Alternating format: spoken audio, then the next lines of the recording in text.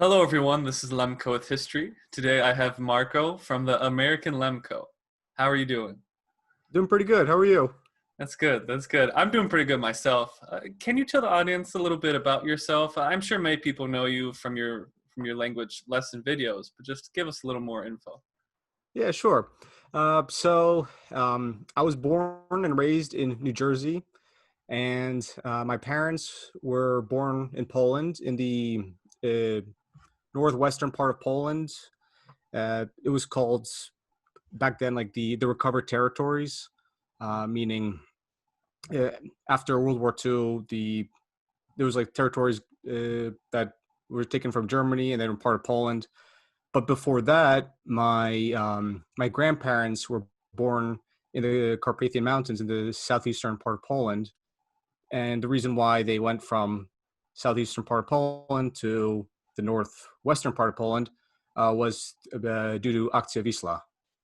So you've grown up all of your life in America. Have you ever been back to Poland for a certain amount of time, or? Yeah, yeah.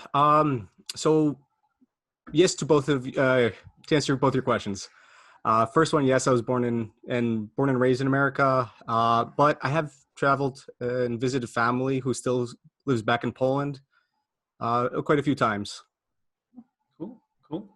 And shifting more over to your YouTube channel now, you've been doing this Lemko language channel, or it used to be Lemko language channel. You just changed the name recently. You've been doing it for a number of years. Can you give us a little background about your reasons why? Because I mean, they're very, very well made. So I'd just like to hear that. Sure. So I think it's maybe a mixture of two things. One is me being of having Lemko roots. I'm very proud of that. And one way I want to help preserve that is through through one of my hobbies, which is linguistics. So basically, using languages and Lemko culture, I kind of combine that. And one way to help preserve the Lemko culture is helping preserve the language. So when did you pick this up? Have you known it since you were a child? Was it spoken in the house or? Uh, yeah, a little bit. It's an interesting story. So it goes like this. Growing up, it we were and in my family we were always basically the thought to believe that we were Ukrainians who just happened to have family in Poland. Mhm. Um, Now, when I was like, and the thing is, growing up in America, like first generation American, I didn't have much. At least at first, I didn't have much motivation or like maybe inspiration to learn like the languages of my parents or my grandparents. Mhm. But over time, I went to like a local Ukrainian school on Saturdays, and then maybe around high school, I really got into wanting to learn about. Oh, well, I'm Ukrainian, so uh, I want to learn the language. So then I got into learning Ukrainian, and then we went to our one of our maybe Christmas or Thanksgiving holidays where we have a bunch of extended family here, and then I went to my like the siblings of like my grandparents, and they're like, "Oh, like Dobry den, jak sprawy," which means "Hi, how are you? How are things?" Yeah. And they just looked at me with a smile. They're like, "Oh, hi, hi." And then I was a little bit dumbfounded, and I talked to my mom, and kind of felt a little silly to myself. And then I talked to my mom about it, and they're like, "Oh, don't no, because they speak Lemko, they don't speak Ukrainian." Mhm. And that's when it like started, like the gears started to turn in my head, and slowly but surely, like I started getting more like more interested in this, and I think it picked up a lot when I was in college. That's when I like started to like look up like just on the internet like lemko.org or Radio Lemko or lem.fm and YouTube Lemko songs, and Mhm. that's when it was like, oh, this is it. And so, do your parents still believe that they are Ukrainian, or have they kind of shifted over to the Lemko side a little? a little more here. Yeah. I'll say this. Parents, I think they right now how they view it as like I'll say maybe neutral is the best way to put it. Meaning Mm. they they hmm, how can I put this? They have no problem with people if a Lemko wants to call themselves Ukrainian or they want to call themselves Rusin, they have no problem with that. But I think as time has been going on, like in the past few years, they're becoming more towards the trend of like being proud of like being Lemko. So Mm. Mm-hmm. regardless of like which, like what you, like maybe what under umbrella or part of who you hang out with, just they're like, we're Lemko, we be proud of that. And I don't know. I mean, that's just how it is with us. Oh, understood. Understood. Yeah. So, have you been to the Rusin homeland? Either the Lemko one, Slovakia, Transcarpathia, any of those? Yeah, I haven't yet been to Transcarpathia. I was actually supposed to go there actually this summer, but due to Oh, yeah. COVID, I unfortunately didn't work out this year. But I have had the opportunity to go to Lemko-Vina, the Lemko Mm. homeland a few times, and I even went to just south of the border in the Rusin, a few Rusin villages in Slovakia. So that was pretty cool. You changed your YouTube channel name before. Correct me if I'm wrong. It was Hmm. Lemko Language Lessons, That's correct. and now it's the American Lemko. Hmm. So, two questions, I guess, with that. Why did you change it? And Okay. also, usually with the name change comes some kind of variance in content. So, let the audience know about this. Absolutely.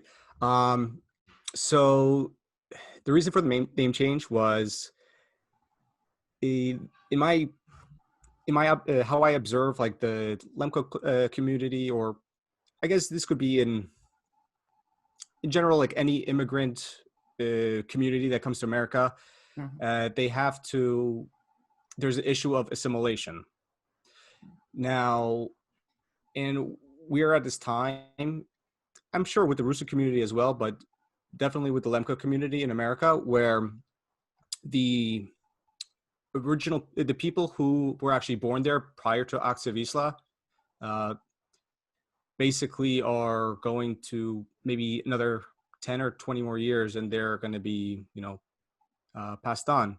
Mhm. So, and how I see with I'm looking like at the future of the like Lemko community. I'm looking how the youth, how the young like teenagers or people who are younger side of 20s, how they view the Lemko, how they what they think of like Lemko culture, or like how would they, if they have anything to do with it. Mhm. And I just want to make sure that there's no disconnect. So when that, if the older generation passes on, that they're gonna have that there's gonna be something there for them to pick up and carry the torch and keep going. Mhm. And so, what kind of new content should we be expecting from you with this new name change Okay, and everything? sure. So this the new content is gonna be things that, so I don't want to go too much into it because I want some of the stuff to be I surprise. I know, But understood, oh, understood. but of course, there's gonna be more visual, like seeing of me. So I'm not gonna be reading from. It's not gonna be a recording of me, but I'm gonna be visiting some places in America where Lemkos had a impact. So um, that's gonna be one of the topics. Another one is gonna be it's gonna be me trying to make some Lemko cuisine. Oh, nice, nice. I really think there is a vacuum there because I don't think I've ever seen a YouTube channel that does anything Rusin cooking wise or food. So definitely a good avenue for you. And I'm a little bit apprehensive because I'm not the best cook. Maybe I could Well, be how not to do it. yeah. Is there anything you would like to tell the audience that perhaps you would like them to know about Lemko's specifically, or perhaps about your channel, or just really the floor is yours? Let's see. Only thing I could say is whether you're Lemko or not, check out the YouTube channel and also check out other links that I've posted in my channel description, because I posted different Lemko